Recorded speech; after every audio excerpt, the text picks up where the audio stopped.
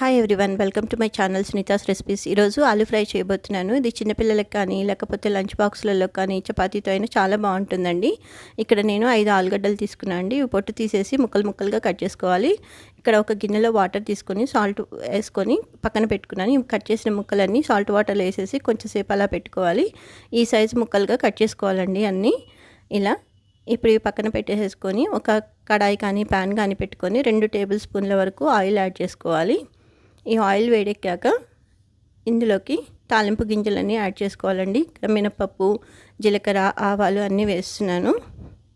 మీకు అంటే ఎక్కువ కావాలనుకుంటే కొంచెం మినపప్పు ఎక్కువగా వేసుకోవచ్చు. ఇవన్నీ వేసాక కొంచెం చిటపటమనే వరకు ఫ్రై అవ్వాలి. అలా అయ్యాక ఈ తరిగి పెట్టుకున్న ఆలు ముక్కలన్నీ వేసేసుకోవాలండి. ఇక్కడ ఆలుగడ్డ ముక్కలు అన్నీ ఒకే సైజులో ఉంటే కనుక చాలా మంచిగా ఈవెన్గా ఉంటాయి కాబట్టి ఫ్రై అవుతాయండి. ఇలా వేసేటప్పుడు జాగ్రత్తగా వేసుకోవాలండి. ఆలు ముక్కలతో పాటు వాటర్ ఉంటుంది కదా, అది ఆయిల్లో పడి ఇట్లా చిట్లుతుంది, మీద పడుతుంది. కొంచెం జాగ్రత్తగా వేసుకోండి. ఇలా వాటర్ పిండేసి ఈ ముక్కలన్నీ ఇందులోకి వేసేసుకొని కలుపుతూ ఫ్రై చేసుకోవాలండి. లో టు మీడియం ఫ్లేమ్లో పెట్టేసి మరీ హైలో అయితే పెట్టకండి. ఇలా అన్నీ ఈవెన్గా స్ప్రెడ్ చేసేసి మధ్య మధ్యలో కలుపుతూ ఉండాలి. ముక్కలన్నీ కొంచెం మనకి ఫ్రై అయినట్టు తెలిసాక అప్పుడు అల్లం వెల్లుల్లి పేస్ట్, పసుపు యాడ్ చేసుకోవాలండి. చూస్తున్నారు కదా, ఇట్లా ఇంకా కొంచెం ఫ్రై అయ్యాయండి.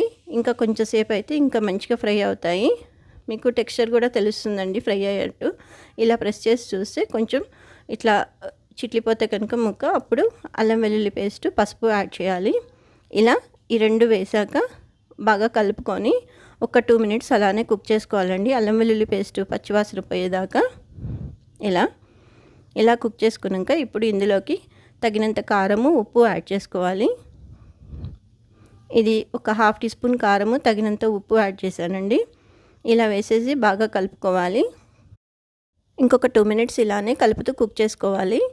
తర్వాత ఇందులోకి కొంచెం జీలకర్ర పౌడరు అలాగే ధనియాల పౌడర్ యాడ్ చేస్తున్నాను. ఈ 2 వేసేసి ఇంకొక 1 మినిట్ కుక్ చేసుకోవాలి. ఇలా ఈ టెక్స్చర్ వచ్చేదాకా కుక్ చేసుకోవాలండి. ఇలా ఇప్పుడు ఇందులోకి కొంచెం కొత్తిమీర యాడ్ చేసేయాలి. తర్వాత స్టవ్ ఆఫ్ చేసేసి సర్వ్ చేసుకుంటే నోరూరించే రుచికరమైన ఆలూ ఫ్రై రెడీ అండి. ఈ వీడియో నచ్చితే లైక్ చేయండి, షేర్ చేయండి, సబ్స్క్రైబ్ చేయండి. మరిన్ని వీడియోస్ కోసం నా ఛానల్ తప్పకుండా చూడండి.